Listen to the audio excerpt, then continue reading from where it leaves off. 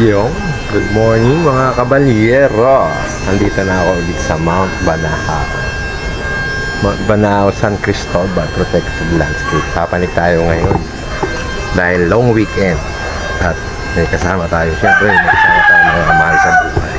Pero Bauli Beach sila. Yan.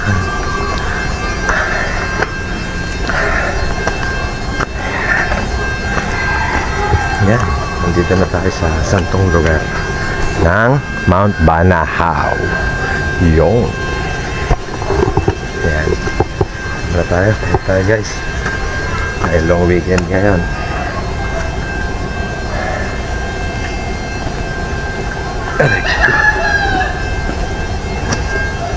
Ito na yung santong lugar guys. Yan. Ito na yung pinakabungat papuntang loob ng Mount Banahaw. Punta dun. Doon. Ito pinakabungan. Itong pinakamataas na bundok dito sa Calabarzon, yung Mount Banahaw. Yan. Ulit. Good morning. Iyon guys. Ngayon ay nandito tayo muli sa bundok ng Banahaw. Ang tinaguriang Holy Mountain. Yan. Lakbay tayo ulit dito guys. Tulad ng sabi ko, paulit-ulit naman yun pag nagbablog ako, panata ako dito sa bundok. Na pag meron akong bakanting oras ay pumapanig ako dito. At dito ako nagcha-charge ng pagod. Kasi pagod ka na nga dun, diba? Dito ako nagtatanggal ng mga stress. At yung konting sakit natin, yung nga, para mawala, eh dito papanig tayo sa bundok Banahaw. Pakaganda dito guys. Hindi ka magsasawang pumanik dito. At hindi mo matatawaran yung ganda ng bundok Banahaw. Napakasariwa pa nito guys. Tingnan mo yung mga puno. Naglalaki yan. Yan. Lalo na nung una to guys. Napakaganda dito.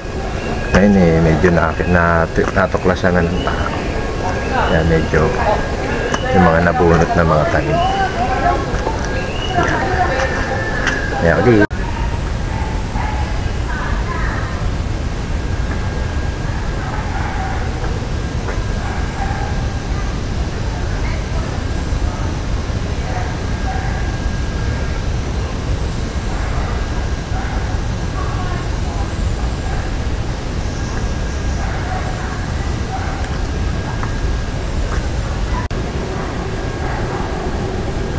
Yan guys, magandang umaga po ulit. Ito na po yung tinatawag na simbahan ng Mount Banahaw. Ito yung tinatawag na Jerusalem, ang altar ng Jerusalem. Ito ay isa sa mga sinisimbahan dito sa bundok Banahaw, lalo na pagka Holy Week.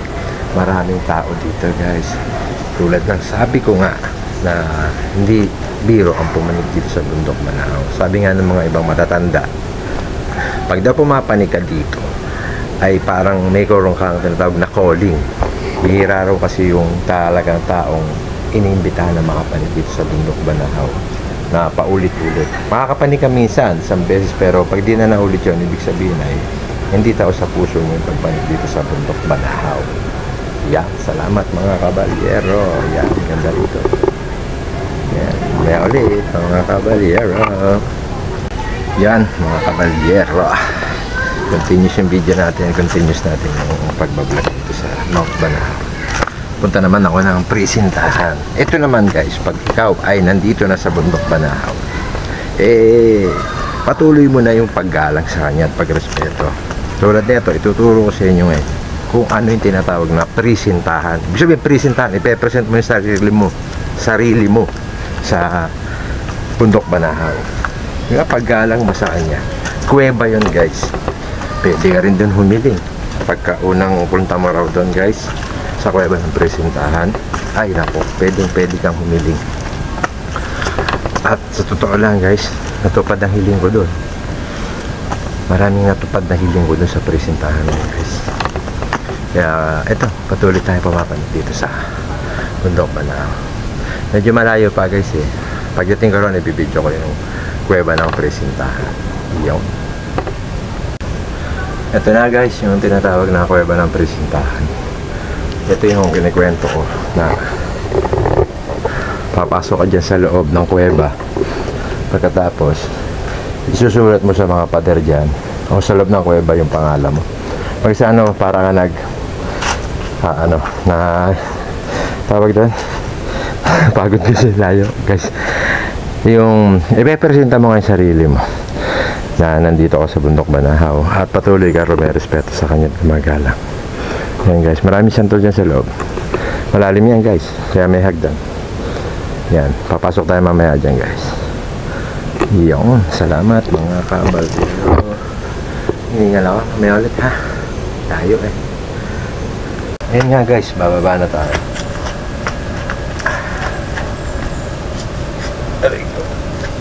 Pasok tayo sa loob ng kuweba guys.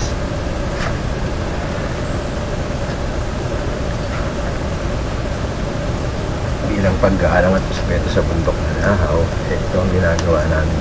Bumababa, pumapasok sa loob ng kuweba. Yan ay tiwala mo sa bundok Banahaw. May ulit guys ha. Papasok na ako sa loob. Yan guys, ay ano ba ako? Ayan.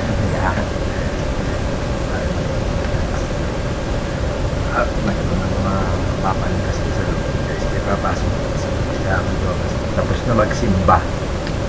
Tapos na tayo magsimba guys. Yan. Yan guys. Pasok na ako sa kuweba. Respeto at pag-aalang sa bundok Banahaw. Mamaya ulit guys. Thank you. Yan guys, lipat naman tayo ng ibang guys. Ayun, tapos na tayo magpunta sa presentahan. Lipat naman tayo ng ibang pwestuhan kung tawagin dito sa bundok Banahaw guys. Pupunta tayo sa tinatawag na husgaduhan. Ito yung mabaksik ng kuweba na marami nang kinuhang buhay guys. Pupuntahan natin yun, pero baka hindi na muna ako pumasok doon guys, kasi nakapasok na ako nung last na punta ko eh hindi naman pwedeng para lang magpasika tayo papasok tayo sa loob ng husgaduhan. Yun eh, papasok ko lang doon pagka ikaw ay talagang merong hihinging tawad o talagang taos puso kang may hihilingin para matupad, eh papasok ka doon sa tinatawag na kuweba ng husgaduhan. Baga yun ay subukan ng mga antingero dito sa bundok Banahaw. Alam mo yung antingero, yun yung mga kumukuha ng anting-anting dito guys. Yung mga anting-anting kasi merong hindi naniniwala at may naniniwala. Ako hindi ko na sasabihin kung ako'y naniniwala o ako'y hindi naniniwala, pero yan ay talagang napakahiwaga yung anting-anting at bihira mo talaga makukuha yan. Hindi yan basta nabibili guys, yan ay binibigay. Yan, salamat mga kabalyero, mamaya ulit. So guys, medyo matarik na itong mga aahaw nandito papunta sa tinatawag na ina ng awa o sa husgaduhan. Kaya ayan guys, subukan ko mag video hanggang sa kaya ko guys. Puro ahon na kasi dito. Malawak to guys.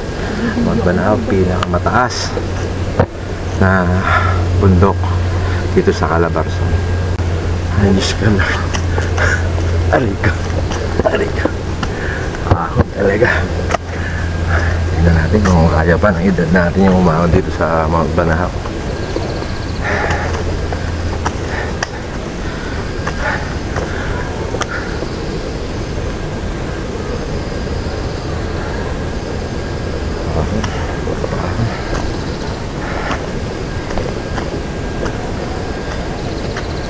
Aray ka.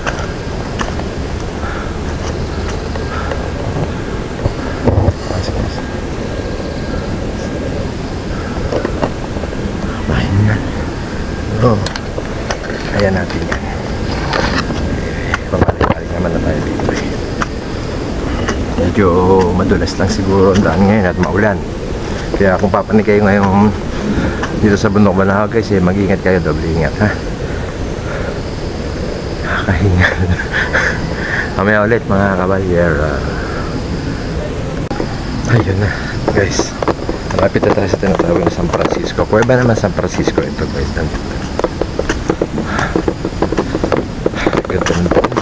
Madulas talaga guys. Ito yung kapunta sa na San Francisco.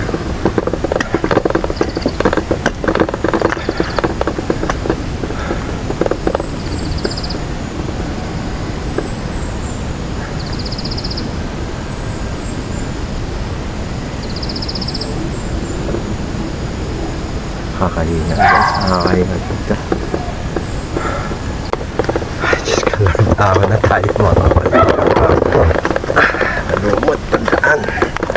Pero hindi ito masyado madalas guys. Sanay na kami rin. Teka lang guys. Ayan guys. Puro punta lang kami naman ng San Francisco at kinakawa. Ay ka.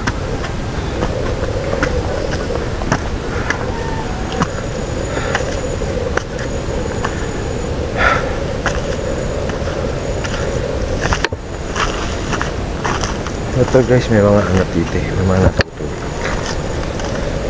may mga bahay-bahay pa.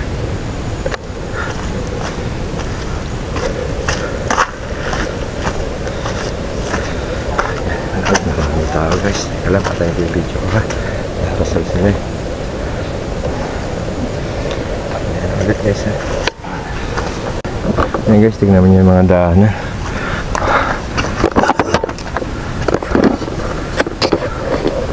Ganda. Mga daan guys. Ay mga Diyos ko Lord. Matarik guys. Ay papanigin namin.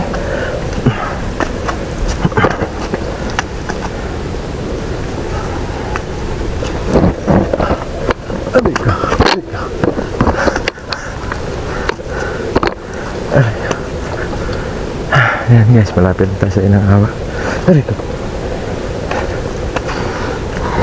Medyo matatalim ba ito rito guys? Aray ko, Diyos ko. Ayan. Sumabit tayo ng bahan guys eh.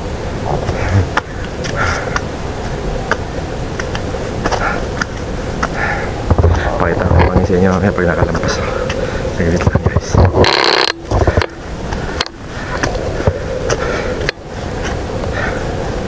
Ayan, bangin guys. Ayan o. Kita nyo guys. Aahong kanya sa gilid ka ng bangin. Ayan o. Ayan. Ay Diyos ko. Mamaya ulit mga kabalyera. Ayan ako. Malapit naman ako sa Inang Awa. Ayan guys, tuloy tayo sa paglalakbay. Malapit na tayo sa Inang Awa. Ito yung tinatawag na Kuweba ng Husgado. Dito. Malapit dito. Ito na guys pala. Ayan na, yung Kuweba ng Inang Awa. Ayan guys. Ayan ang Kuweba ng Inang Awa. Sacrifice lang talaga guys pag pumapanigan dito sa bundok. Lalo't meron kang gustong hilingin. Dito sigurado ako guys, matutupad tao sa puso mo yung paghiling mo. Ito sa mga naniniwala, okay lang, salamat. Pero ito sa mga hindi naniniwala, okay lang din. At kasi napanood yung video one time, o pagka wala kang ginagawa at hindi ka naniniwala na ganito sa Bundok Banahaw, eh subukan mo lang, try mo lang yan, saka mo sabihin sa amin na kung totoo ba o hindi. Ikaw na lang ang humusga, ikaw na ang pumanik dito sa Bundok ng Banahaw. Yan, salamat mga kabalero. Papasok ako doon sa Inang Awa, sa Kuweba ng Inang Awa guys. Yan. Yan mga kabalyero, andito na kasi tinatawag na Inang Awa. Ito yan guys, yung Inang Awa, ang Kuweba ng Inang Awa. Papakita ko sa inyo mamaya pa. Bago ka pumunta na sa Husgaduhan, pupunta ka muna rito para magbigay ng galang. Bago ka pumasok doon sa Kuweba ng Husgaduhan, yun yung kinikwento kong kuweba na marami na talagang nakuhang buhay. Yung kasi yung mga sinubukan, mga tinatry nila kung totoo ba o hindi. Tapos may mga nagdalawang isip. Yan guys. Kaya pag pupunta ka ron, wag kang magdadalawang isip pag nasa loob ka na ng kuweba. Dahil yung kuweba na yun ay napakakitid. Hindi ko lang pwedeng i-video guys dahil bawal talaga na ma-video yung loob ng kuweba ng husgaduhan. Yan guys, pasok na ako dito at magpipirik ako ng andila.